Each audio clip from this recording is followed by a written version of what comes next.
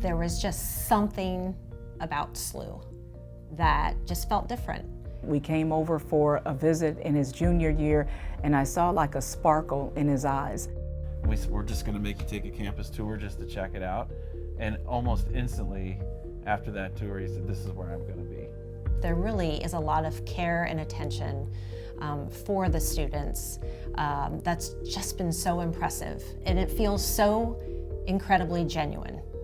SLU supported us right out of the gate. This was our first student going to college, so we were new to the process. You get a sense from the first time you step foot on campus that this is a mission-driven place. SLU really is a community partner, and it really is a community experience. You will have a community and a family experience.